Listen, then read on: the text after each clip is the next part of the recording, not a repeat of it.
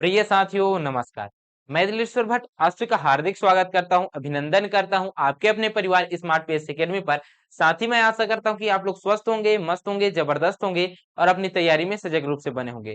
साथियों, आज हम छत्तीसगढ़ के इतिहास के अंतर्गत लास्ट लेक्चर लेकर आ गए हैं, जिसके अंतर्गत आज हम लोग पढ़ने वाले हैं छत्तीसगढ़ में असहयोग आंदोलन से लेकर छत्तीसगढ़ का भारत संघ में विलय, रियासतों का विलय को हम लोग पढ़ने वाले हैं। ठीक है, मतलब हम लोग आज की इस क्लास के अंतर्गत 1920 से लेकर 1947 तक के इतिहास में जितने भी घटना घटी हुई है उनको हम लोग पढ़ने वाले हैं। ठीक है, पिछली कक्षा में हम लोग 1920 से पहले वाली की घटना पढ़े हैं जी। 1879 से लेकर 1920 तक जितने भी महत्वपूर्ण घटना घटी है, जिसमें से हम लोग भारत के जो राष्ट्रीय आंदोलन हुए हैं, भारतीय राष्ट्रीय आंदोलन हुए, उसमें छत्तीसगढ़ की भागीदारी को पढ़े हैं।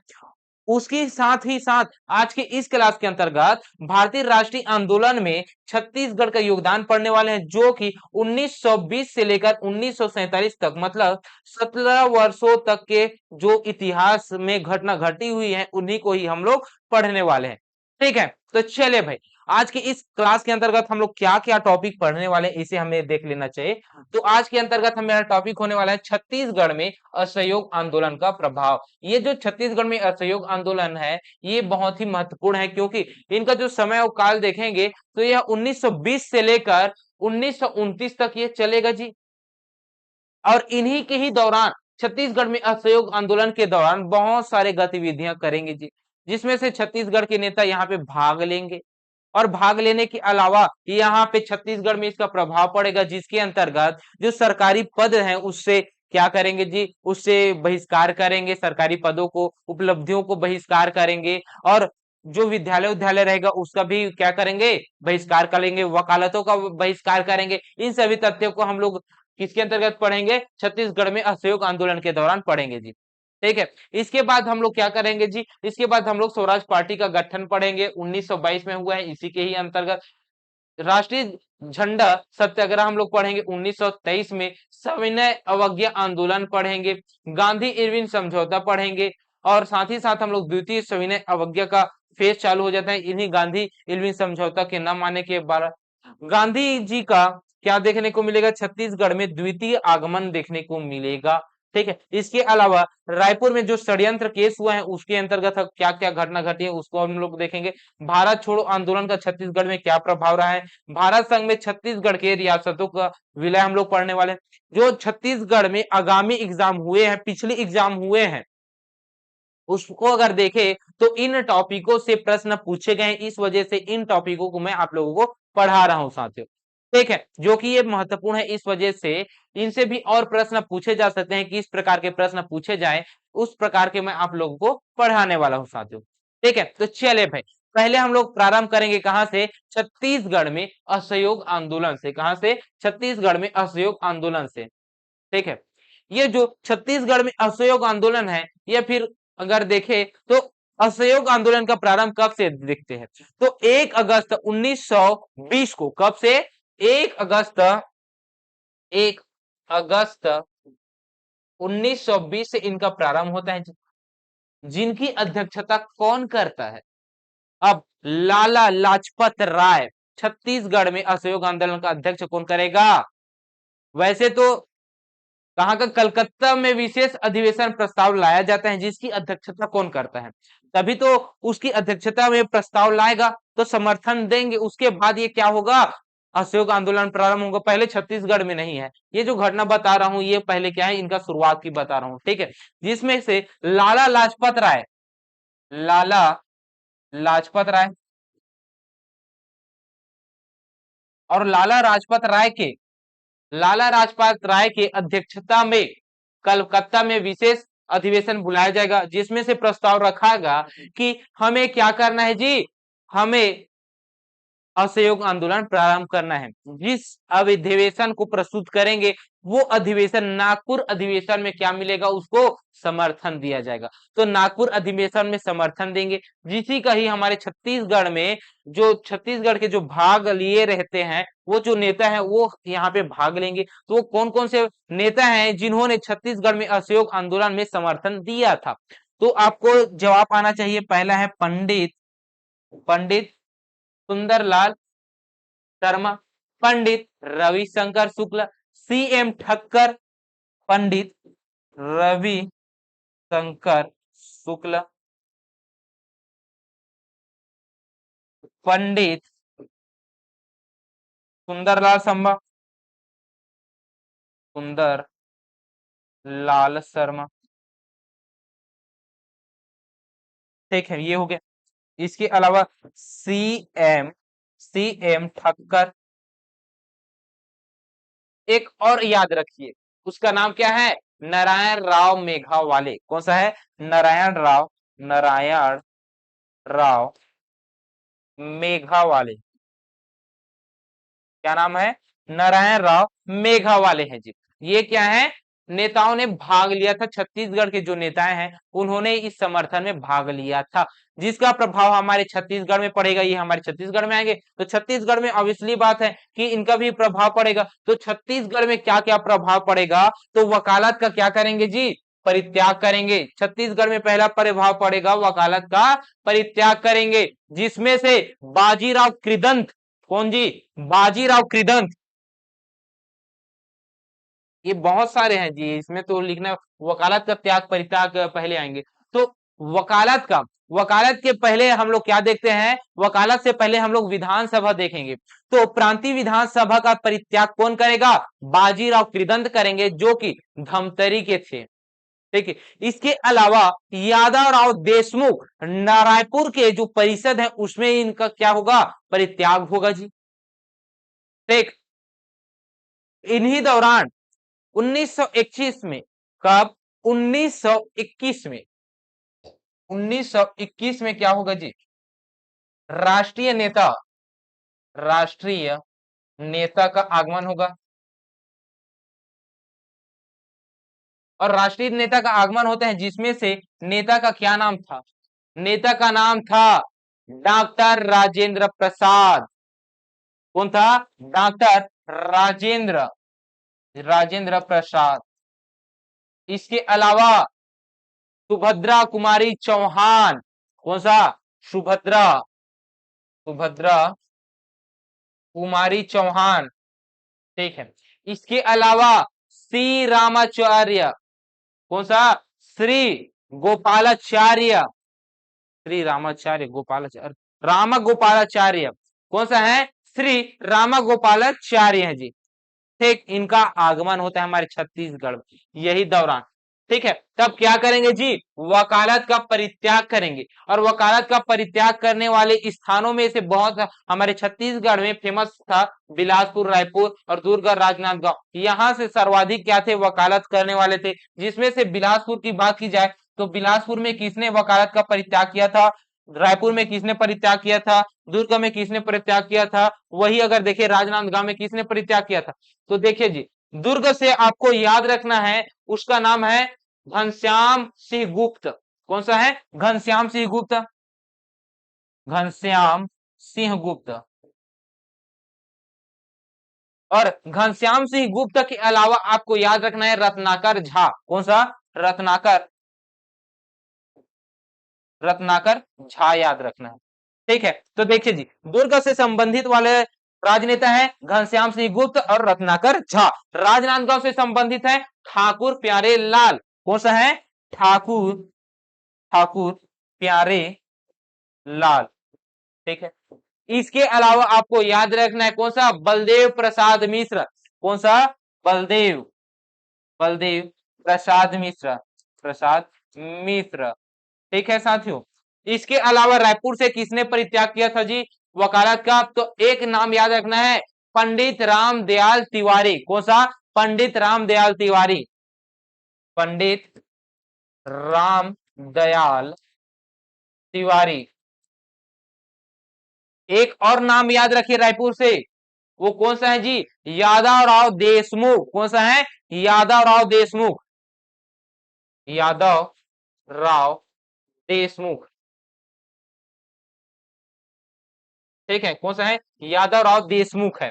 इसके अलावा बिलासपुर की अगर मैं बात करूं तो बिलासपुर से आपको याद रखना है बैरिस्टर छेदीलाल। कौन सा? बैरिस्टर बैरिस्टर छेदीलाल, ई राघवेंद्र राव, बैरिस्टर छेदीलाल, ई राघवेंद्र राव याद रखना है। और याद रखना है मेहता, क्या नाम था उसका, डी के मेहता, क्या है, डी के मेहता, डी के मेहता, इसे आपको याद रखना है। इन्होंने क्या किया जी, वकालत का परित्याग किया है। ठीक है, इसके अलावा हमारे यहाँ पे क्या होगा, और भी जो उपाधि धारण किए रहते हैं उनका भी परित्याग होगा। तो देखिए जी, कौन कौन सा उपाधि था, एक तो था राय साहब की उपाधि, कौन सा था, राय साहब की उपाधि। तो राय साहब की उपाधि किसे किसे दिया गया था जी, तो बैरिस्टर छेदीलाल को, ना जी ना, बैरिस्टर नरेंद्र नाथ को, किसे, बैरिस्टर नरेंद्र नाथ को, बैरिस्टर कल्याण सिंह को, बैरिस्टर से दो नाम याद रखना है, एक तो बैरिस्टर कल्याण सिंह, कल्याण सिंह, दूसरा आपको याद रखना है बैरिस्टर से ही, बैरिस्टर नरेंद्र नाथ, कौन सा, बैरिस्टर नरेंद्र नाथ। ठीक है, ये याद रखना है दो, बैरिस्टर कल्याण सिंह, बैरिस्टर नरेंद्र नाथ। इसके अलावा वामन राव लाखे, कौन सा, वामन राव लाखे, वामन राव लाखे। और वामन राव लाखे के अलावा और भी थे साथियों, जैसा कि आप लोगों को पता है कि मुरारजी थिरकर, सेठ गोपी किशन, क्या है, सेठ गोपी किशन, ये भी परित्याग किए थे जी। एक नाम याद रखना, सेठ गोपी किशन, ये याद रखना है, कौन सा, सेठ गोपी किशन। इसके अलावा आप लोग कहां पे आ जाइए, विदेशी वस्तुओं का भी बहिष्कार किया था। और विदेशी वस्तुओं का बहिष्कार किया था कब, 1 अप्रैल 1921 को। क्या किया था, 1 अप्रैल, 1 अप्रैल 1921 को छत्तीसगढ़ के जगह जगह पे विदेशी कपड़े का होली जलाई गई, होलिका जलाई गई, विदेशी वस्तुओं को आग फूंक दिया गया। कब, 1 अप्रैल 1921 को छत्तीसगढ़ के जगह जगह पे विदेशियों कपड़ों को होली दहन कर दिया गया, फूंक दिया गया, आग जला दिया। कब होगा ये, इसी दौरान क्या होगा, ओजस्वी भाषण होगा। कब होगा, मार्च को होगा जी, कब होगा, मार्च को होगा, कब, 12 मार्च को, कब होगा, 12 मार्च 1921 को। किस स्थान पर यह भाषण दिया जाएगा, तो स्थान कौन सा होने वाला है जी, ओजस्वी भाषण जो देता है वो बिलासपुर में देता है। और बिलासपुर में जो ओजस्वी भाषण देगा वो कौन है, बिलासपुर में कौन देगा, माखनलाल चतुर्वेदी का ओजस्वी भाषण आपको देखने को मिलेगा जी, बिलासपुर में देगा। और बिलासपुर के कहा, सनिचरी बाजार में, कहां पे, सनिचरी बाजार में। ठीक है, गोल बाजार से लगा हुआ है सनिचरी बाजार, सनिचरी बाजार में ये क्या है जी, ओजस्वी भाषण देंगे 12 मार्च को। ठीक है, जिसमें से ये कहेंगे अंग्रेजों के खिलाफ ओजस्वी भाषण देंगे, जिसमें ये बोलेंगे कि पुष्प की अभिलाषा कविता लिखी थी, है ना, कब लिखी थी, जुलाई में, 5 जुलाई को लिखा था, कब, 5 जुलाई को लिखा था, 5 जुलाई को। अब ये जो 5 जुलाई को लिखा है, इस 5 जुलाई की अगर मैं बात करूं तो इस 5 जुलाई के अंतर्गत ये जो पुष्प की अभिलाषा लिखेगा, ये लिखने के बाद इसे क्या कर दिया जाता है, गिरफ्तार कर दिया जाता है। 1900 कब, 21 को। पुष्प, पुष्प की अभिलाषा किसकी रचना है ये पूछेगा, तो पुष्प की अभिलाषा किसका है जी, तो पुष्प की अभिलाषा आपको नजर आएगा किसका, माखनलाल चतुर्वेदी का, किसका, माखनलाल चतुर्वेदी की कविता है। जिसके बाद इसे क्या किया जाता है, गिरफ्तार कर दिया जाता है, कब, 12 मई को। ठीक है, ये दिया जाता है जी, कब दिया जाता है, 12 मई 2022 को जी, 12 मई 2000, 1922, सॉरी 1922 को, 1922 को क्या किया जाता है, इसे गिरफ्तार कर दिया जाता है। कहां पे गिरफ्तार करता है जी, जबलपुर में। कहां पे, जबलपुर में, जबलपुर में गिरफ्तार। और जब जबलपुर में गिरफ्तार करते हैं तब इसे कहां पे ला लेते हैं, बिलासपुर के जेल में। बिलासपुर के जेल में इसे रखते हैं जी। कहां के, बिलासपुर के जेल में रखते हैं। ठीक, ये है जी। और राष्ट्रीय जागरण हेतु माखनलाल चतुर्वेदी द्वारा कर्मवीर नामक पत्रिका का प्रकाशन किया है जी। किसने, कर्मवीर का प्रकाशन किया है, कर्मवीर नामक पत्रिका का। ठीक है, किसने किया है, कर्मवीर पत्रिका।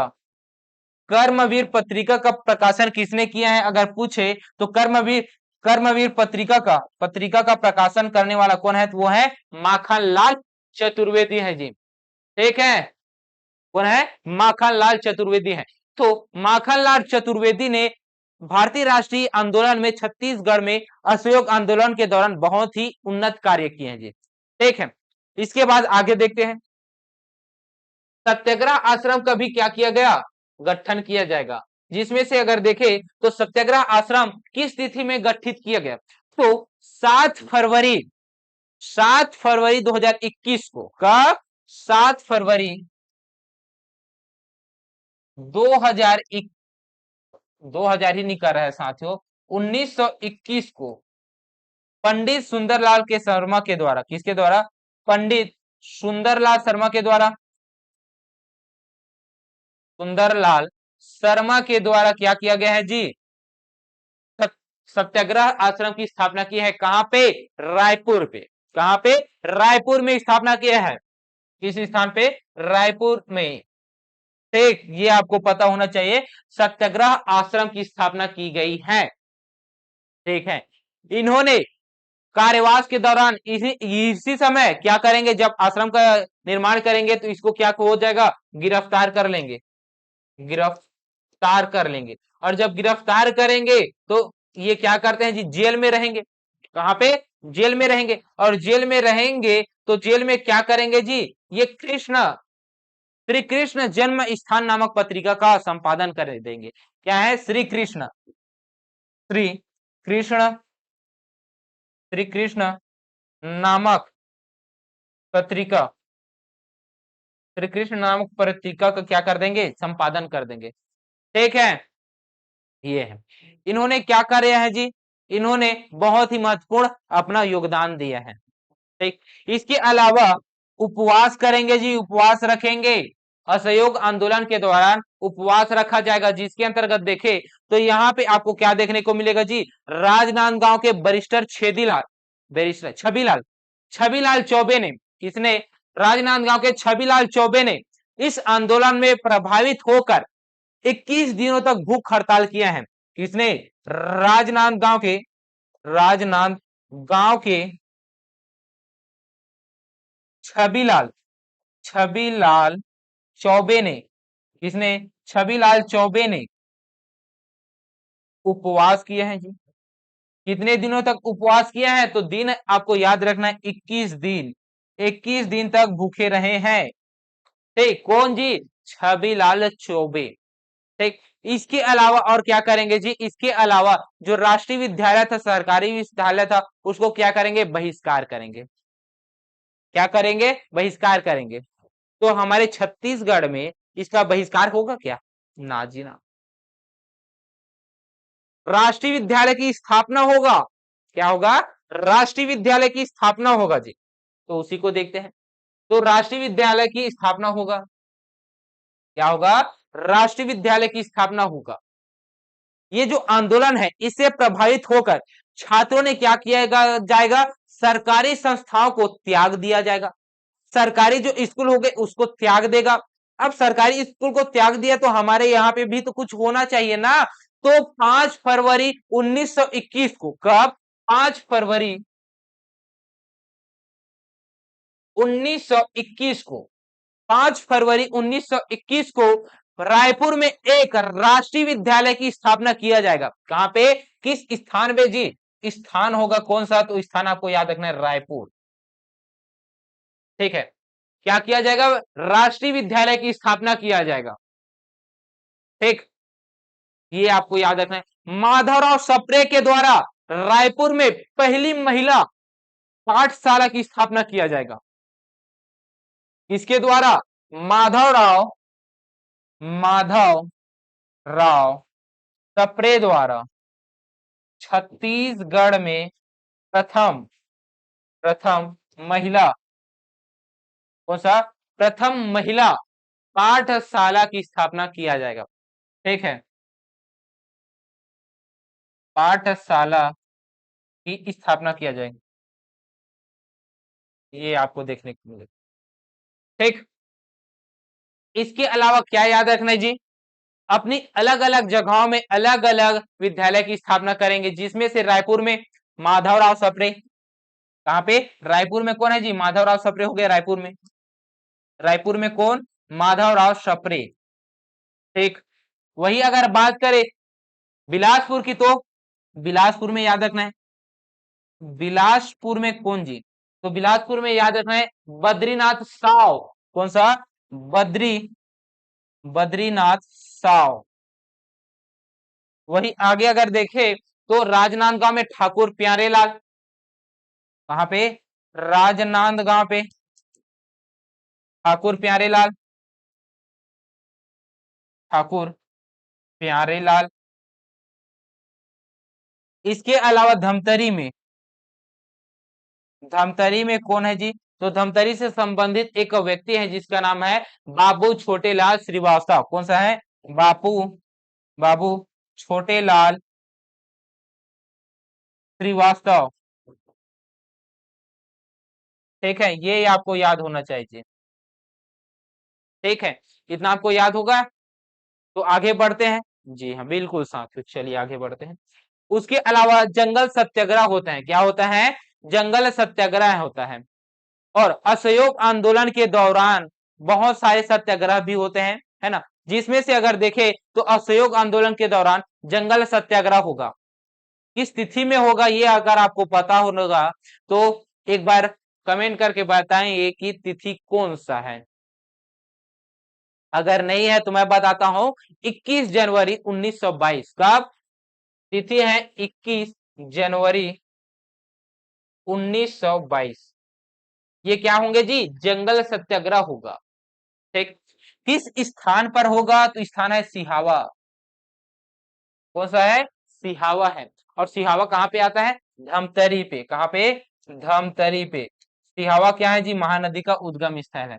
इसकी विशेषता क्या है जी, इस जंगल सत्याग्रह का विशेषता क्या है, छत्तीसगढ़ का प्रथम जंगल सत्याग्रह है, क्या है, छत्तीसगढ़ का प्रथम जंगल सत्याग्रह है, जंगल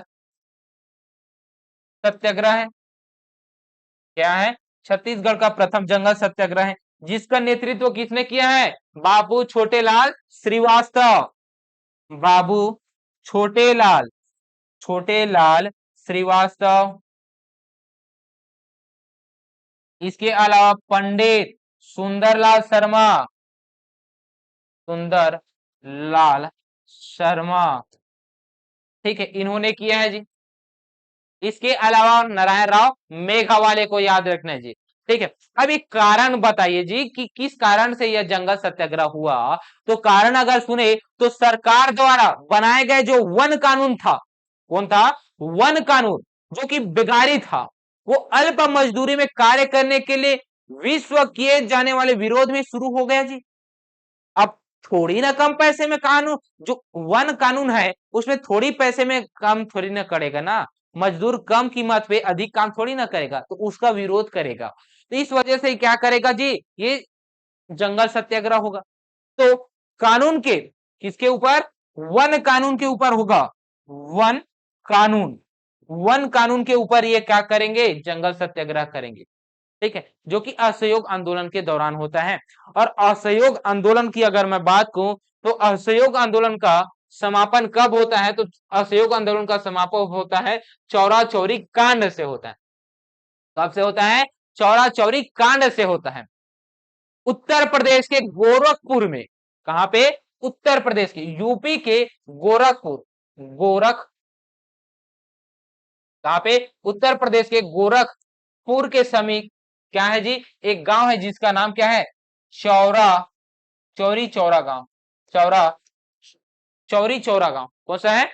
चौरा चौरी ग्राम। ठीक है, अब यहां पे क्या होगा साथियों?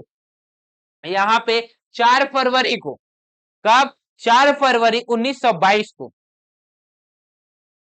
4 फरवरी 1922 को क्या किया जाएगा? प्रदर्शन किया जाएगा। क्या किया जाएगा? प्रदर्शन किया जाएगा, आंदोलन किया जाएगा, जिसमें से क्या होगा जी? आग लगा दिया जाता है, और उस आग लगाते हैं तो उसमें छुपा रहता है कौन? पुलिस रहता है, और पुलिस चौकी में क्या कर दिया है? आग लगा दिया। पुलिस चौकी में क्या कर दिया? चौकी में आग लगा दिया। क्या कर दिया? आग लगा दिया। और इस आग लगा है तो इसमें पुलिस चौकी में 22 सिपाही थे। कितने? 22 सिपाही थे जी। कितने थे? 22 सिपाही थे। और ये जो 22 सिपाही है, जो पुलिसकर्मी है, वो क्या हो जाता है? वो मर जाता है जी। तो इनसे प्रभावित होकर, गांधी जी क्या करेंगे?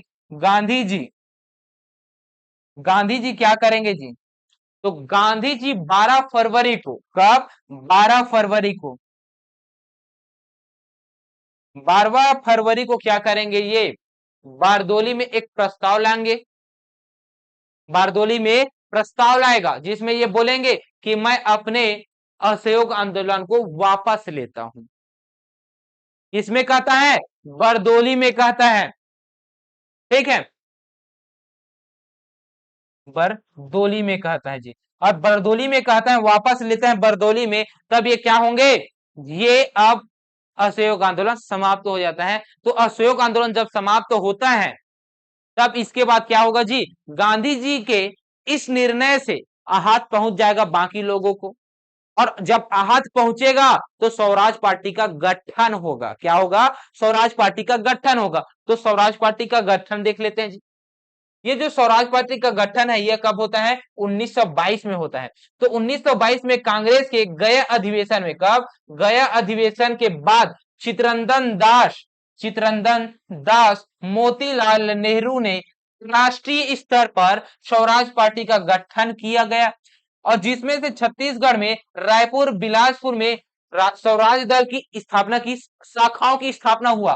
ठीक है, शाखाओं की स्थापना हुआ, जिसमें से ई राघवेंद्र राव प्रमुख कार्यकर्ता थे, और छत्तीसगढ़ स्वराज दल के अध्यक्ष भी बने। ठीक, कौन बने? ई राघवेंद्र राव क्या है? स्वराज दल का क्या है? अध्यक्ष भी बना। जिसमें से प्रमुख नेता की बात की जाए तो रायपुर के प्रमुख नेता कौन थे? पंडित रविशंकर शुक्ल, शिवदास दागा। बिलासपुर से कौन थे? ई राघवेंद्र राव, बैरिस्टर छेदीलाल। दुर्गा से कौन थे? घनश्याम सिंह गुप्त। राजनांदगांव से थे ठाकुर प्यारेलाल सिंह। ठीक है, ये क्या है जी? ये आंदोलन के दौरान का है। ठीक है, अब इसके बाद क्या होगा? ये जो गठन हुआ है, स्वराज पार्टी का गठन हुआ है, तो इसका क्या होगा? अब इसका निर्वाचन भी होंगे ना, इसमें भी प्रतिनिधि भाग लेंगे, तो निर्वाचन होगा। तो देखते हैं, तो छत्तीसगढ़ के निर्वाचित प्रतिनिधि देखते हैं, तो कब होता है निर्वाचन जी? 1923 ईस्वी में व्यवस्थापिका चुनाव में स्वराज पार्टी के निम्न सदस्य छत्तीसगढ़ में निर्वाचित होंगे, जिसमें से पहला है ई राघवेंद्र राव। ई राघवेंद्र राव कौन है? ई राघवेंद्र राव है। दूसरा आपको देखने को मिलेगा पंडित रविशंकर शुक्ला। कौन सा है? पंडित रविशंकर शुक्ला। तीसरा आपको देखने को मिलेगा बैरिस्टर छेदीलाल है। कौन सा है? बैरिस्टर छेदीलाल। इसके अलावा आपको देखने को मिलेगा घनश्याम सिंह गुप्त। घनश्याम सिंह गुप्त कौन सा है? घनश्याम सिंह गुप्त है जी। ठीक है, इनका अध्यक्ष कौन रहता है? चित्रंजन दास रहता है। कौन रहता है? चित्रंजन दास रहते हैं अध्यक्ष। अध्यक्ष कौन है? चित्रंजन दास। अब चित्तरंजन दास की क्या हो जाती है, मृत्यु होती है। कब? 1925 में। कब हो जाता है? 1925 में इसकी मृत्यु हो जाती है। और इसके मृत्यु होने के बाद क्या होता है, आघात पहुंचता है। किसे? स्वराज दल को आघात पहुंचता है। उसके बाद क्या होगा जी, 1926 में वापस कांग्रेस से विलय हो जाएंगे। कौन? ये जो स्वराज दल है वो कहां पे चले जाएंगे? 1926 में। 1926 में यह किसमें मिल जाएगा? कांग्रेस में। कांग्रेस में से मिल जाएंगे जी। ठीक है, ये आपको याद रखना है। ठीक, तो यहाँ पे आप लोगों को बहुत ही अच्छे तरीके के साथ समझ आ रहा है, मैं ऐसा उम्मीद कर रहा हूं। यहां तक अगर आप बने हुए हैं, अगर आपको लगता है कि हाँ हम लोग अच्छा पढ़ रहे हैं, तो वीडियो को लाइक कीजिएगा। हमारे चैनल में नए आए होंगे तो चैनल को सब्सक्राइब कीजिएगा। ठीक है जी, ये आप लोगों को करना है, इतना तो आप लोगों के लिए बनता है जी। हम लोगों के लिए आपके लिए इतना बनता है। ठीक है, आगे बढ़ते हैं। तो फिर इसके बाद जो अगला घटना घटते हैं वो कौन सा है? राष्ट्रीय झंडा सत्याग्रह। जो राष्ट्रीय झंडा सत्याग्रह है ये कब होता है? यह होता है 1923 में। कब होता है? 1923 में होता है। ये झंडा सत्याग्रह है क्या? तो झंडा सत्याग्रह भारत के स्वतंत्रता संग्राम के दौरान एक शांतिपूर्ण नागरिक अवज्ञा आंदोलन था। क्या था? शांतिपूर्ण एक नागरिक अवज्ञा आंदोलन था, जिसमें राष्ट्रीय झंडा फहराना था। अपने अधिकार के तहत अलग अलग जगह जगह पे झंडा फहराया गया, जिसमें से आंदोलन का प्रमुख केंद्र अगर देखे झंडा सत्याग्रह का, वो केंद्र था नागपुर। परंतु इसका प्रभाव संपूर्ण देश में पड़ा, तत्कालिक मध्य प्रांत में भी हुआ। तो सत्याग्रह की शुरुआत कहां से देखने को मिलेगा? कांग्रेस के चरखा युक्त तिरंगे से। कांग्रेस के चरखा युक्त तिरंगे से संपूर्ण देश में प्रतीक के रूप में यह महत्व देना प्रारंभ किया। आरंभ कब से माना जाता है? मार्च 1923 से। कब से? मार्च 1923 से क्या होगा जी? झंडा फहराएगा। क्या होगा? झंडा सत्याग्रह। ठीक है जी, जगह जगह पे यह मनाया जाएगा, जगह जगह पे फहराया जाएगा। तो इसी घटना से उत्तेजित होकर झंडा सत्याग्रह की शुरुआत कर देते हैं। ठीक, क्योंकि जगदलपुर के टाउन हॉल में मार्च 2023 को तिरंगा फहराया गया। परंतु अंग्रेजी जो डिप्टी कमिश्नर थे उन्होंने क्या किया? उतरवा दिया उस झंडे को, है ना। जो झंडा था उसे उतरवा दिया, और उतरवाने के बाद उसे कुचल दिया, और कुचला, जिसे कांग्रेसियों ने विरोध किया। और जब विरोध किया तो इस घटना से उत्तेजित होकर झंडा सत्याग्रह की प्रारंभ किया जी। ठीक है, तो झंडा सत्याग्रह का प्रारंभ कब से होता है ये आप लोगों को पता चल गया। ठीक है सर, मार्च है 11 मार्च को, 11 मार्च को यह प्रारंभ होता है। 11 मार्च से कर 31 मार्च तक झंडा सत्याग्रह का द्वितीय चरण चला। ठीक है, तो ये आप लोगों को देखने को मिलेगा, झंडा सत्याग्रह का द्वितीय चरण भी देखने को मिलेगा, जिसमें से छत्तीसगढ़ के बिलासपुर में कहां पे? छत्तीसगढ़ के बिलासपुर में। कहां पे? छत्तीसगढ़ के बिलासपुर में पंडित सुंदरलाल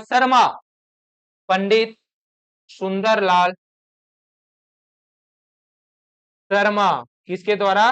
पंडित सुंदरलाल शर्मा। और इसके भी साथ थे सुभद्रा कुमारी चौहान, नाथुराम जगताप, सुभद्रा कुमारी सुभद्रा कुमारी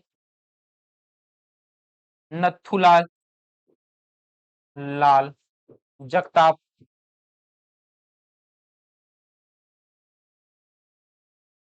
नथुलाल जगताप ये थे जी। और ये क्या करेंगे? ये रैली निकालेंगे। ये क्या करेंगे? रैली निकालेंगे। जब ये रैली निकालेगा तो इन लोगों को क्या कर लेगा जी? गिरफ्तार कर लेगा। झंडा सत्याग्रह का क्या करेंगे? या इनके विरोध में क्या करेंगे? रैली निकालेंगे। क्या करेंगे? रैली निकालेंगे। तो रैली निकालेंगे तो इसे क्या कर लेगा? गिरफ्तार कर लेगा। क्या कर लेगा? गिरफ्तार करेगा। और गिरफ्तार करने के बाद इसे कितने महीने तक? 6 माह तक। 6 माह तक क्या करते हैं जी? 6 माह तक रखते हैं, सजा सुनाते हैं जी। ठीक है, तो वो महिला कौन सी है जो कि जबलपुर में, कहां पे, जबलपुर में झंडा सत्याग्रह हुआ, जिसमें से छत्तीसगढ़ में बिलासपुर में भी भाग लिया था, रैली निकाला था। उसमें से किसने पंडित सुंदरलाल शर्मा के साथ गिरफ्तार हुए थे? तो वो है सुभद्रा कुमारी चौहान है जी। कौन है? सुभद्रा कुमारी चौहान है। एग्जैक्ट अभी कुछ दिनों पहले ये एग्जाम हुआ था, वो मेरे को समझ में नहीं आ रहा है कि कौन सा एग्जाम है। ये प्रश्न पूछा गया था कि किसे गिरफ्तार किया गया था।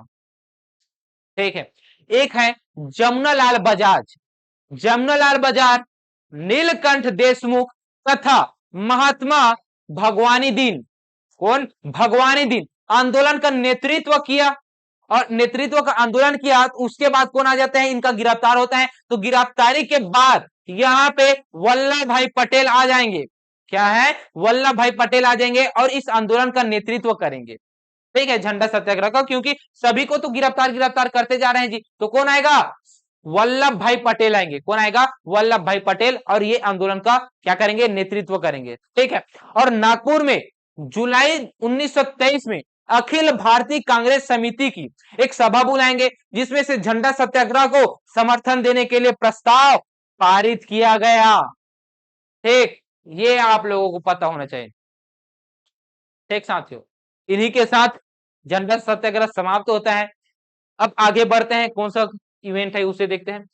सविनय अवज्ञा आंदोलन। कौन सा है? सविनय अवज्ञा आंदोलन। ये जो सवज्ञा आंदोलन है, यह महात्मा गांधी के इरविन के साथ जो 11 सूत्रीय, कितने? 11 सूत्रीय मांग का क्या था जी? सविनय अवज्ञा आंदोलन था। क्यों किया? क्योंकि महात्मा गांधी ने इरविन को क्या किया है? 11 सूत्री मांग किया है, जो कि जिसको अस्वीकार कर दिया। क्या कर दिया? अस्वीकार कर दिया। तो अस्वीकार कर दिया, इसके परिणाम स्वरूप ये क्या करेंगे जी? ये 12 मार्च को, कब? 12 मार्च को, 12 मार्च को क्या करेंगे? 12 मार्च 1923 को, 1923 को ये क्या करेंगे जी? सविनय अवज्ञा आंदोलन का प्रारंभ करेंगे, और ये दांडी यात्रा करेंगे। जब ये दांडी यात्रा करेंगे, 24 दिन हो जाएगा, तो पहुंचेंगे कब? 6 अप्रैल। 6 अप्रैल को पहुंचेंगे। कहां पे? कहां पे पहुंचेंगे जी? गुजरात के तट, दांडी पहुंचेंगे पैदल। तो दांडी पहुंच गए। कहां पे? दांडी पहुंच गए। और कहां से पहुंचे हैं जी? साबरमती से पहुंचे हैं। साबरमती से लेकर ये कहां जाएंगे? दांडी तक जाएंगे। इसको कितने दिन का समय लगेगा? 24 दिन का समय लगेगा। कितने दिन? 24 दिनों तक पैदल ये चलेंगे, पैदल चलेंगे, और 24 दिनों के बाद ये पहुंच जाएंगे। उसके बाद यहाँ पे नमक बनाएंगे और कानून का उल्लंघन करेंगे, और कानून का उल्लंघन करने के बाद सविनय अवज्ञा आंदोलन का प्रारंभ करेंगे जी। इस वजह से इस आंदोलन को क्या कहते हैं? नमक आंदोलन भी कहते हैं। नमक आंदोलन, क्या कहते हैं? नमक आंदोलन भी कहते हैं जी। ठीक है, नमक सत्याग्रह भी कहते हैं, नमक आंदोलन कहते हैं, नमक सत्याग्रह कहते हैं सविनय अवज्ञा आंदोलन को। ठीक है, ये आपको पता होना चाहिए जी। ये हो गया। कारण क्या है, परिणाम क्या है, आप लोगों को पता चल गया। परिणाम क्या है, परिणाम स्वरूप क्या हुआ। अब ये परिणाम क्या आता है, ये मानेगा भी नहीं, इल्विन मानेगा भी नहीं। और इल्विन नहीं मानेगा तो क्या करेगा? द्वितीय गोलमेज सम्मेलन होगा। तो द्वितीय गोलमेज सम्मेलन होगा तो उसके परिणाम स्वरूप और क्या होगा जी? 3 जनवरी को, कब? 3 जनवरी 1932 को, कब? 3 जनवरी 1932, 3 जनवरी 1932 को, 3 जनवरी 1932 को ये पुनः क्या कर देंगे? पुनः द्वितीय सविनय अवज्ञा आंदोलन का प्रारंभ कर देंगे जी महात्मा गांधी। ठीक, तो ये हो गया। तो छत्तीसगढ़ में इसका प्रभाव पड़ा है क्या? जी हाँ, छत्तीसगढ़ में इसका प्रभाव पड़ा है जी। तो सविनय अवज्ञा आंदोलन के दौरान जंगल सत्याग्रह हुए हैं हमारे छत्तीसगढ़ में भी। क्या हुए हैं? जंगल सत्याग्रह हुए हैं। इसके साथ साथ जो सविनय अवज्ञा आंदोलन का प्रथम चरण था, 8 अप्रैल से लेकर, 8 अप्रैल में हम लोग प्रारंभ करते हैं ना, तो 8 अप्रैल में जो प्रथम चरण है उसमें क्या हुआ है? 15 अप्रैल 1930 को वृहद कार्यक्रम चलाया गया पंडित रविशंकर शुक्ल के द्वारा। रायपुर में। ठीक है, और इस अधिवेशन में युद्ध समिति का गठन हुआ है जी। कौन सी समिति का? युद्ध समिति का गठन हुआ है। ठीक है, जिसका संचालन कौन कौन करेगा जी? देखिए, ये जो सविनय अवज्ञा आंदोलन है, इसमें क्या कहा गया है? इसमें आप लोगों को 5 पांडव के रूप में जाना जाएगा, क्योंकि ये संचालन करेंगे, इस वजह से इसे 5 पांडव के नाम से याद रखेगा। तो सविनय अवज्ञा आंदोलन में 5 पांडव किसे कहा गया है, ये प्रश्न पूछेगा। तो इसमें पूछेगा युधिष्ठिर किसे कहते हैं, भीम किसे कहते हैं, अर्जुन किसे कहते हैं। तो पहला पुत्र का क्या नाम है पांडव का? युधिष्ठिर। कौन सा है? युधिष्ठिर। कौन सा है? युधिष्ठिर है। दूसरा कौन सा है? भीम है। कौन सा है? भीम है। तीसरा अर्जुन। चौथा कौन सा है भाई? नकुल या सहदेव? चौथा है नकुल। कौन सा है? नकुल। पांचवा है सहदेव। ठीक है, तो ये आप लोगों को बताना है, बताना नहीं मैं बता रहा हूं। ठीक है, युधिष्ठिर किसको कहा गया है? तो युधिष्ठिर किसे कहा गया है? वामन राव लाखे को कहा गया है। किसे युधिष्ठिर कहा गया है? वामन राव लाखे को। वामन राव लाखे को क्या कहा गया है? लाखे को युधिष्ठिर कहा गया है। किसे भीम कहा गया है? किसे भीम की श्रेणी दी गई है? तो महंत लक्ष्मी नारायण दास को। किसे? महंत महंत लक्ष्मी नारायण को। लक्ष्मी नारायण को। किसे? महंत लक्ष्मी नारायण को। अर्जुन किसे कहा गया है? ठाकुर प्यारेलाल सिंह को। किसे? ठाकुर प्यारेलाल सिंह को।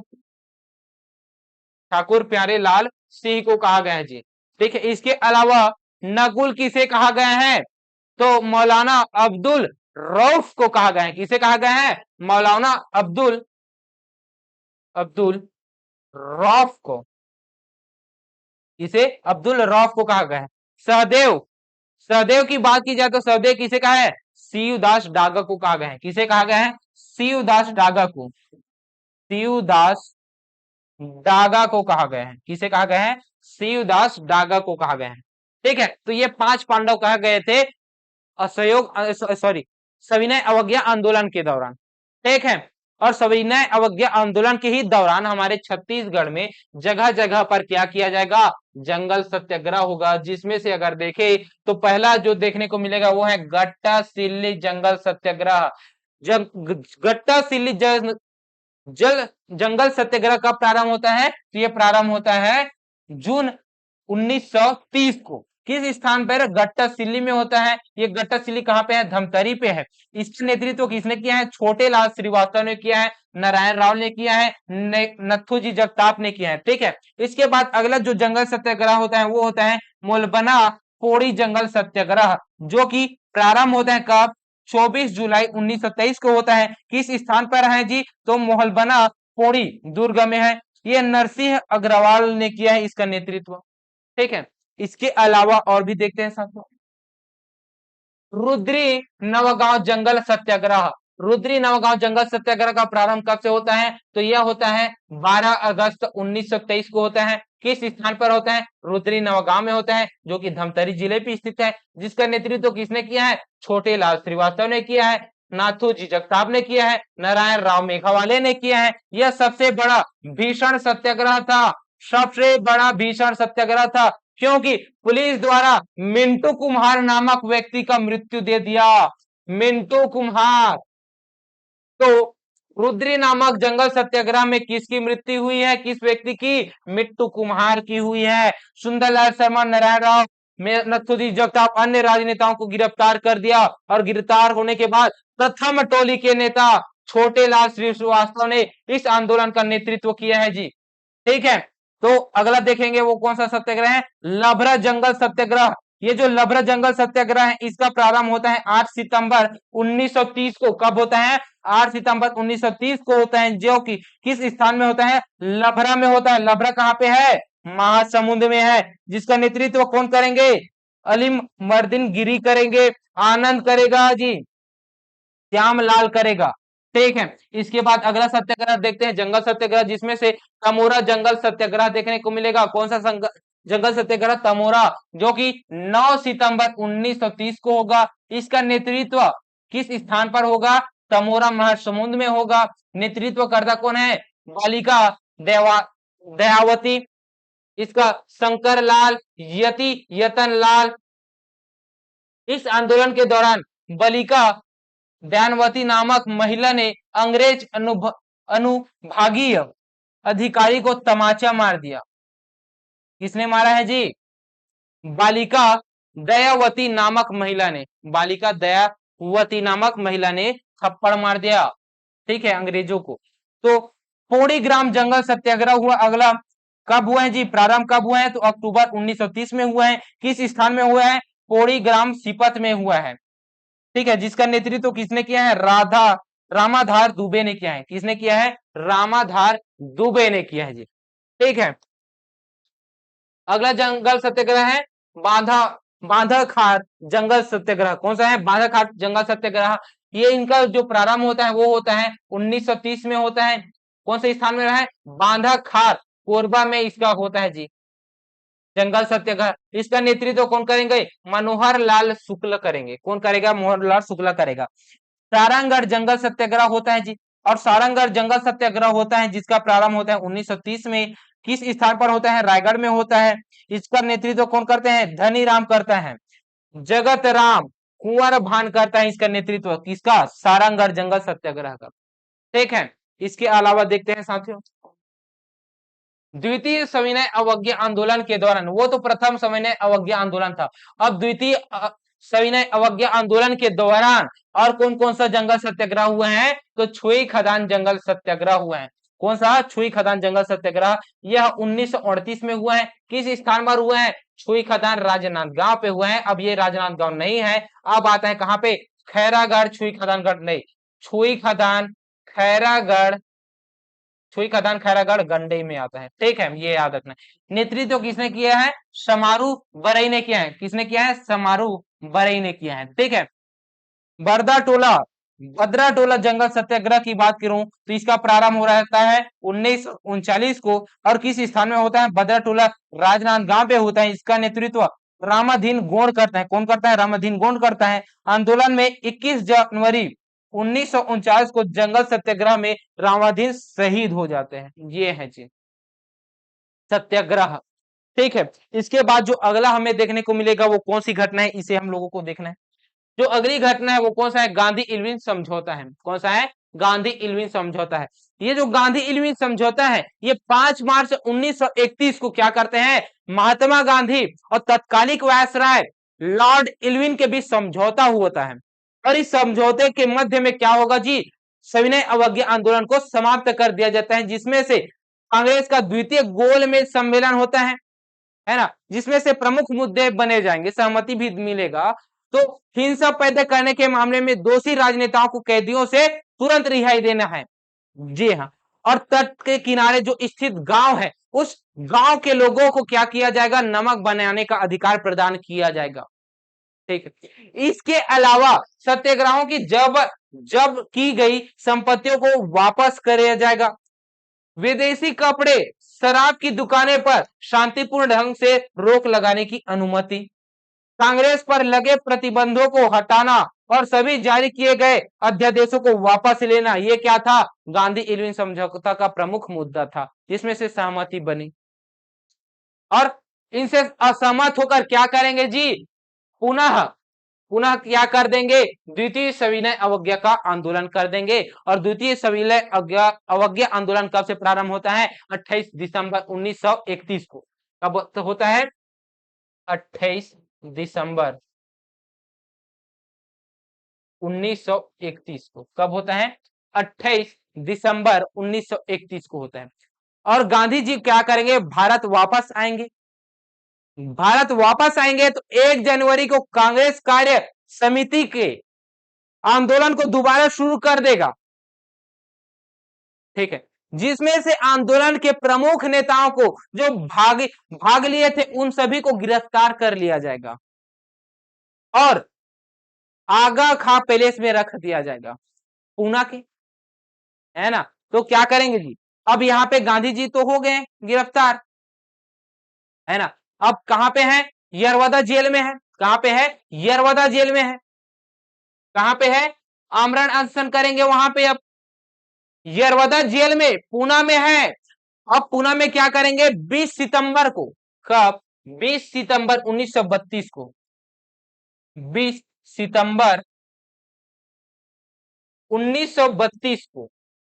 20 सितंबर 1932 को क्या करेंगे? आमरण अनशन करेंगे, भूख हड़ताल में बैठ जाएंगे। मदन मालवीय, राजेंद्र प्रसाद, श्री रामाचार्य, इन सभी के प्रयत्नों से 24 सितंबर 1932 को गांधी जी और डॉक्टर भीमराव अंबेडकर का क्या होता है? पूना समझौता होता है। तो यहां पे पूना समझौता होगा, कब होगा जी? पूना समझौता किसके किसके बीच में होगा? तो ये महात्मा गांधी प्लस अंबेडकर, इन दोनों का समझौता होगा जी। ठीक, कब होगा? 26 सितंबर को होगा। कब होगा? 26 सितंबर को होगा। ठीक, 26 सितंबर को होगा 1932 में ये होगा। अब क्या होगा? इसी के दौरान आमरण अनशन तोड़ दिया जाता है। क्या होता है? छत्तीसगढ़, सॉरी, छत्तीसगढ़ ही नहीं, इस वजह सभी जगह में क्या होता है? आमरण अनशन को छोड़ दिया जाता है। ठीक है, अब ये जो आमरण अनशन है इसको छोड़ दिया जाएगा, तो इसी दौरान क्या होगा? महात्मा गांधी जी का क्या होगा? यहाँ पे आगमन होगा जी। ठीक है, अब द्वितीय सविनय अवज्ञा आंदोलन का क्या होगा? प्रारंभ होगा। इसी दौरान हमारे छत्तीसगढ़ में भी आते हैं और इनका उद्देश्य क्या था? अहिरन, अहिरन क्या था? जनेऊ किसे पहनाया गया था? हरिजन। हरिजन कल्याण के उद्देश्य से संपूर्ण देश में ये यात्रा करेंगे, जिसमें से हमारे छत्तीसगढ़ में भी ये आएंगे। और छत्तीसगढ़ में जब आएंगे, द्वितीय बार जब यहाँ पे हमारा प्रवास होगा, तो ये कब से कब तक रहेंगे? तो ये 28 नवंबर से लेकर, कब से? 28 नवंबर से लेकर कब तक रहेंगे जी? 28 नवंबर से लेकर, 28 नवंबर नहीं, 28 नवंबर तक तो ये रहते हैं। 22 नवंबर से 28 नवंबर, 22 नवंबर से लेकर 28 नवंबर तक हमारे छत्तीसगढ़ में रहते हैं। 22 नवंबर से लेकर 28 नवंबर तक हमारे यहाँ पे रहते हैं। ठीक है, ये है जी। मतलब कुल 5 दिनों तक रहते हैं। कितने दिनों तक? 5 दिनों तक रहते हैं। और ये जो सन रहेगा वो कौन सा रहेगा? 1933 है जी। कौन सा है? 1933 है। 5 दिनों तक, 5 दिनों तक रहेगा, 5 दिनों तक रहेंगे। ठीक, इतना आपको पता चल गया। इसी दौरान क्या करेगा जी? इसी दौरान जब यहाँ पे आएंगे तब क्या करेगा? अचानक वापस लिया जाता है। इसे सविनय अवज्ञा आंदोलन को यहाँ पे वापस लिया जाता है और मई 1923 में इसे स्थगित कर दिया जाता है। और अंततः अप्रैल अप्रैल को, अब अप्रैल आ गए मतलब 1934 ना, 1934 में गांधी जी ने आंदोलन वापस ले लिया। कब है जी? 1934 को। कब? 1934 मतलब अप्रैल 1934 को। अप्रैल 1934 को वापस ले लिया आंदोलन को। ठीक है, तो छत्तीसगढ़ में द्वितीय आगमन भी होता है हमारे यहाँ पे, तो जगह जगह पे जाते हैं। ठीक है, तो द्वितीय सविनय अवज्ञा आंदोलन का हमारे छत्तीसगढ़ में क्या क्या प्रभाव पड़ा है जी? तो द्वितीय सविनय अवज्ञा आंदोलन का हमारे छत्तीसगढ़ में प्रभाव पड़ा है, जिसका हमें प्रमाण देखने को मिलता है ना? तो चलिए देखते हैं भाई, द्वितीय सविनय अवज्ञा आंदोलन को देखते हैं। तो द्वितीय सविनय अवज्ञा आंदोलन का शुरुआत कब से होता है? डेट नहीं है।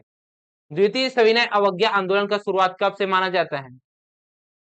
10 जनवरी 1932 को। कब? 10 जनवरी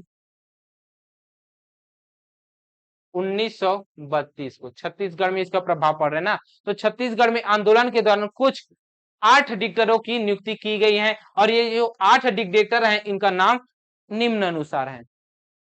ठीक है, ये है। लेकिन इनसे भी पहले 10 जनवरी 1932 को ठाकुर प्यारेलाल सिंह को कर मत हटाओ आंदोलन की शुरुआत किया था।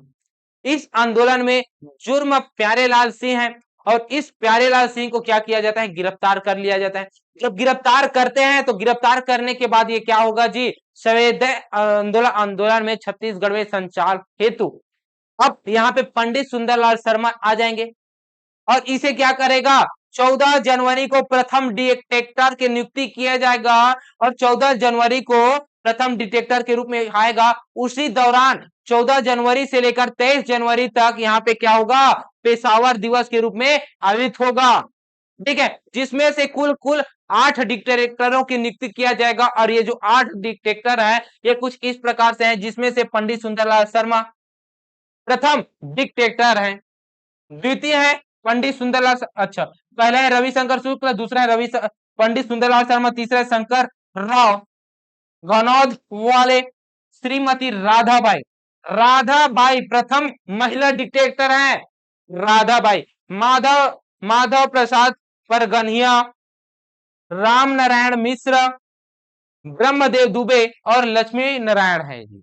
ये 8 डिटेक्टर हैं जो कि द्वितीय सविनय अवज्ञा आंदोलन के दौरान नियुक्त किए गए थे संचालित करने के लिए। ठीक है, ये है जी। आगे बढ़ते हैं, ये है कौन सा, रायपुर षड्यंत्र केस। कौन सा है, रायपुर षड्यंत्र केस।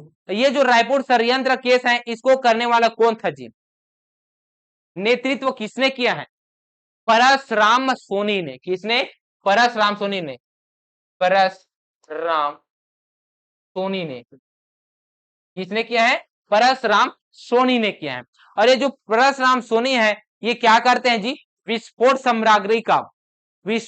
सामग्री का निर्माण करते हैं और निर्माण करने के लिए इसका सहयोग जो करते हैं वो कौन है जी, इनके साथी सहयोगी कौन थे, प्रेमचंद। कौन थे, प्रेमचंद थे सहयोगी, प्रेमचंद। और इसके अलावा प्रेमचंद के अलावा आपको देखने को मिलेगा कौन सा, सुधीर मुखर्जी। कौन सा, सुधीर मुखर्जी, सुधीर मुखर्जी।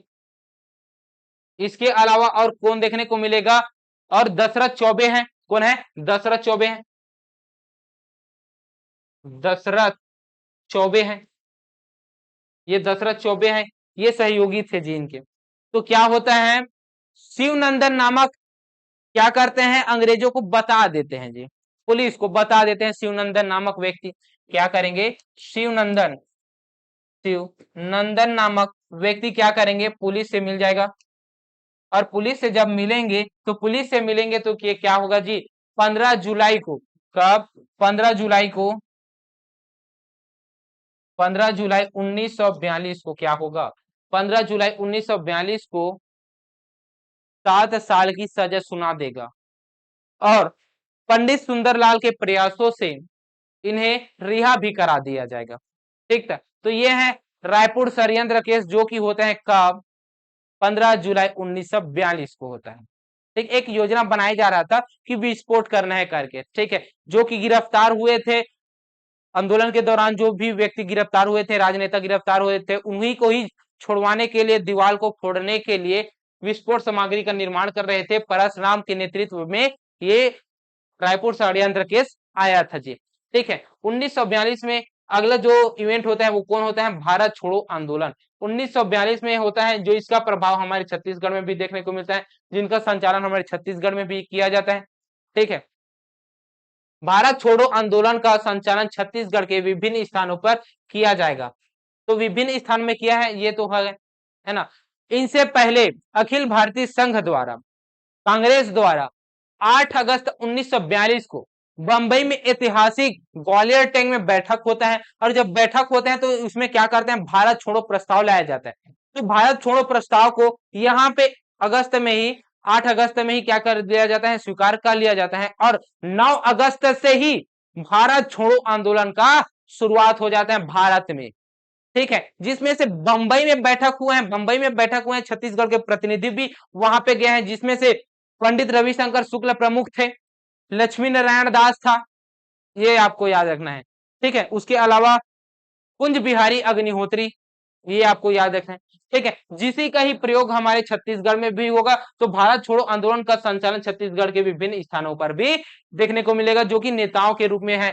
तो रायपुर में जो भारत छोड़ो आंदोलन का नेतृत्व किया है रायपुर में, वो है भगवती चरण शुक्ल, जय नारायण पांडे ने, रणवीर सिंह शास्त्री ने, कमला नारायण शर्मा ने, त्रेतानाथ त्रिपाठी ने, रामकृष्ण ठाकुर ने किया है जी रायपुर में। बिलासपुर में चिंतामणि ओतालवर करिए है जी, राजकिशोर शर्मा, कालीचरण, बैरिस्टर छेदीलाल, यदुनंदन प्रसाद श्रीवास्तव, ये किया है बिलासपुर में। दुर्ग में रघुनंदन प्रसाद सिंगरौल, रत्नाकर झा, गणेश प्रसाद सिंगरौल, नरसिंह प्रसाद अग्रवाल, ये क्या करते हैं, भारत छोड़ो आंदोलन में दुर्ग में क्या करते हैं जी, प्रतिनिधित्व करते हैं। ठीक है, इसके बाद आगे बढ़ते हैं, अगला केस देखते हैं, रायपुर डायनामाइट कांड देखते हैं 1942 में। तो रायपुर डायनामाइट कांड क्या है जी, किस स्थान पे होता है, तो रायपुर जेल में राजनेताओं को बाहर निकालने के लिए विखल नारायण अग्रवाल द्वारा, कौन सा, बिलख विखल ने बिलख नारायण द्वारा, बिलख नारायण अग्रवाल द्वारा, कौन से, बिलख नारायण अग्रवाल द्वारा क्या किया जाएगा, रायपुर में डायनामाइट कांड किया जाएगा। क्या किया जाएगा, डायनामाइट कांड किया जाएगा। अच्छा, मैं दीवार को डायनामाइट से उड़वाने के लिए उसमें बोल दिया था, सॉरी, वो नहीं है, रायपुर केस नहीं है, षड्यंत्र केस नहीं। इसमें क्या है, वो उसमें क्या किया गया था, शस्त्र निर्माण किया जा रहा था, इसमें दीवार फोड़ेगा। रायपुर डायनामाइट केस में क्या करेगा, दीवार फोड़ेगा जी। ठीक है, तो जेल की दीवार को डायनामाइट से उड़ाने के लिए विखल नारायण अग्रवाल द्वारा क्या किया गया था, एक बम का आयोजन किया गया था, है ना। एक अविनाश संग्राम के द्वारा पहुंचाई गई जिस वजह में है, उस योजना का क्या किया है, असफल हो जाता है। मतलब पुलिस द्वारा क्या कर लिया जाता है, पुलिस तक अविनाश क्या कर देते हैं, मिल जाते हैं, वहां से संग्राम का क्या किया जाता है, पहुंच हो जाता है, जिसके तहत ये योजना असफल हो जाती है जी। मतलब पुलिस जो है, पुलिस तक क्या किया जाता है, अविनाश समग्र के रूप में पहुंचाई जाती है, जिसमें से उन सभी जो ये बिलख नारायण, इसको क्या कर दिया जाता है, सहयोगी, इन सभी को क्या किया जाता है, गिरफ्तार किया जाता है जी पुलिसों के द्वारा, और इसी गिरफ्तार करने के बाद इसे कारावास किया जाता है जी। ठीक है, तो बिलख नारायण के जो सहयोगी थे वो कौन था जी, इनका जो सहयोगी के रूप में आपको जानना है वो है ईश्वरी लाल। कौन सा है, ईश्वरी लाल है। ठीक है, ये आपको देखने को मिलेगा। इसके बाद सीधा सीधा इवेंट होता है, कौन सा होता है जी, ये आपको देखने को मिलेगा जी, 15 अगस्त 1947 को देश को आजादी मिल गई। 15 अगस्त 1947 को देश को आजाद मिल गया, और जब आजाद मिला तब राज्य के नेताओं ने विभिन्न जगहों में झंडा फहराया। जब झंडा फहराया तब वहां पे क्या देखने को मिलेगा, वामनलाल लाखे। ये जो वामनलाल लाखे हैं, ये किस स्थान पर झंडा फहराते हैं जी, तो रायपुर के गांधी चौक में। कहां पे, रायपुर के गांधी चौक में, गांधी चौक में ये क्या करेंगे, झंडा फहराएंगे। वही आर के पाटिल की अगर मैं बात करूं, तो आर के पाटिल रायपुर के पुलिस लाइन में झंडा फहराएंगे। कहां पे, रायपुर के पुलिस लाइन में, पुलिस लाइन में क्या करेंगे, पुलिस लाइन में झंडा फहराएंगे। पंडित रविशंकर शुक्ल की बात की जाए तो यह कहां पे थे, नागपुर के सीताबड़ी में थे। तो नागपुर के सीताबड़ी में, नागपुर के सीताबड़ी में कौन झंडा फहराएंगे जी, झंडा कौन फहराएगा, पंडित रविशंकर शुक्ल फहराएंगे। ठीक है, सीताबड़ी चौक पे ये आपको देखने को मिलेगा। राम गोपाल तिवारी की अगर मैं बात करूं, तो राम गोपाल तिवारी बिलासपुर के गांधी चौक में झंडा फहराएंगे। कौन फहराएंगे जी, बिलासपुर के गांधी चौक में, गांधी चौक में कौन झंडा फहराएंगे, ये राम गोपाल तिवारी फहराएगा। इसके अलावा घनश्याम सिंह गुप्ता की बात की जाए तो ये दुर्ग में क्या करते हैं, झंडा फहराते हैं। ठीक है, इसके बाद क्या देखने को मिलेगा जी, भारत संघ में छत्तीसगढ़ के रियासतों का विलय किया जाता है। ये जो विलय है ये कहां कहां पे किया जाएगा, तो जितने भी रियासत थे उन सभी का क्या किया जाएगा जी, उन सभी का क्या किया जाएगा, यहाँ पे विलय किया जाएगा, जिसमें से छत्तीसगढ़ में भी रियासत है, 14 रियासत है। इन 14 रियासतों को भी भारत संघ में विलय किया जाएगा। तो भारत संघ में विलय करने के लिए क्या बनाया जाता है, काउंसिल ऑफ एक्शन बनाया जाता है छत्तीसगढ़। इनका गठन किया जाता है, किस वर्ष में किया जाता है गठन, तो इनका वर्ष कौन सा है, 1947। 1947 में गठन किया जाता है, जिसका अध्यक्ष किसे बनाया जाता है, ठाकुर ठाकुर प्यारेलाल प्यारेलाल को बनाया जाता है। ठीक है, अब प्रक्रिया कब पूर्ण हो जाती है जी, तो इनका प्रक्रिया पूर्ण हो जाता है 1 जनवरी को। कब, 1 जनवरी को हो जाता है। और 1 वर्ष का समय लगता है ना, 1 जनवरी 1948 है, 1 जनवरी 1948 को हो जाता है। इसमें क्या होगा जी, ये जो गठन किए हैं ठाकुर प्यारेलाल है, इसको किसका मार्गदर्शन मिला है, सरदार पटेल का मिला है, सरदार वल्लभ भाई पटेल का मिला है, जिसका सहयोगी कौन है जी, पंडित रविशंकर शुक्ल है। इनका महत्वपूर्ण योगदान रहेगा जी इसमें। ठीक है, जिसमें से अगर ये देखने को मिला है 14 रियासत, तो ये 14 रियासत है वो कौन कौन सा है, इसे देख लेते हैं। तो छत्तीसगढ़ के जो रियासत हैं उनके नाम आपको देखने को मिलेगा, उदयपुर रियासत, रायगढ़ रियासत, सारंगढ़ रियासत, राजनांदगांव रियासत, खैरागढ़ रियासत, छुई खदान रियासत, कोरिया रियासत, चांग बखार रियासत, सरगुजा रियासत, जसपुर रियासत, कवर्धा रियासत, कांकेर रियासत, बस्तर रियासत, शक्ति रियासत। इन सभी रियासतों में से, इन सभी रियासतों में से जो धर्मगढ़ जयगढ़ है वो कौन सा है, उदयपुर वाला है। जो धर्मजयगढ़ है वो कौन सा है, उदयपुर है, वो उसी को ही हम लोग धर्मजयगढ़ कहते हैं। ठीक है, इन सभी रियासतों में से सबसे बड़ा, अगर रियासत की अगर मैं बात करूं तो सबसे बड़ा रियासत कौन था, तो सबसे बड़ा रियासत था बस्तर रियासत। सबसे बड़ा रियासत कौन था, तो सबसे बड़ा रियासत था बस्तर। सबसे छोटा, सबसे सबसे छोटा रियासत कौन था, तो सबसे छोटा रियासत की बात करूं तो यह सबसे छोटा रियासत था शक्ति जिला। ठीक है, तो आपका ये आधुनिक इतिहास यहीं पर समाप्त होता है और छत्तीसगढ़ का पूर्णतः इतिहास भी समाप्त हो जाता है। कल से हम लोग क्या पढ़ेंगे, कल से हम लोग छत्तीसगढ़ के भूगोल पढ़ना प्रारंभ करेंगे। और जो छत्तीसगढ़ का भूगोल है, अगर इसे देखें तो 30 से 35 क्लास लगता है। इस 30 से 35 क्लास को हम लोग सिर्फ और सिर्फ 7 से 6 या 7 क्लास में हम लोग कवर करने की कोशिश करेंगे। ठीक है, उसके बाद से हम लोग क्या करेंगे, एमसीक्यू भी दे दनादन हम लोग सॉल्व करेंगे। ठीक है, तो एमसीक्यू भी हम लोग सॉल्व करेंगे साथियों। ऐसा नहीं है कि आप लोगों को सिर्फ और सिर्फ मैं थ्योरी पढ़ाऊं, एमसीक्यू भी कराऊंगा। ठीक है, तो चलिए मिलते हैं नेक्स्ट क्लास में, तब तक के लिए जय हिंद, जय भारत, जय छत्तीसगढ़।